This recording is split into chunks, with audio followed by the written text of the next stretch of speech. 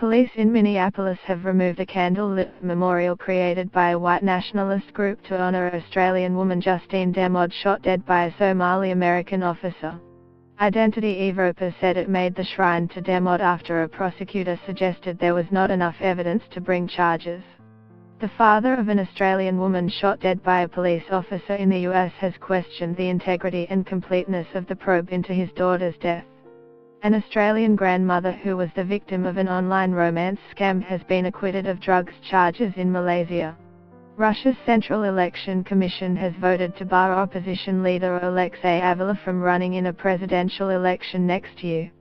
A Venezuelan rights group says 44 opponents of Nicolas Maduro's government have been released from prison, but nearly 200 others remain behind bars from crimes ranging from violence to subversion during anti-Maduro protests. Liberians head to the polls to choose a new president in a runoff election between the vice president and a former football star.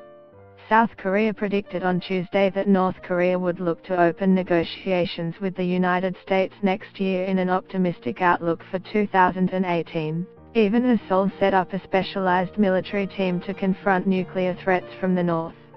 Peru's political and social crisis continues as former President Alberto Fujimori pleads for forgiveness after his release from prison, and President Kaczynski calls for reconciliation. A growing number of pregnant women in the US are using marijuana, according to research published in the Journal of the American Medical Association. The father of an Australian woman shot dead by a police officer in the US has questioned the integrity and completeness of the probe into his daughter's death. Damond died after being shot in her pajamas by Officer Noah on July 15 after she called police several times to report a possible sexual assault in an alley behind her Minneapolis home she had shared with her firesitter. Officer Noah has not been charged. Identity Evropa is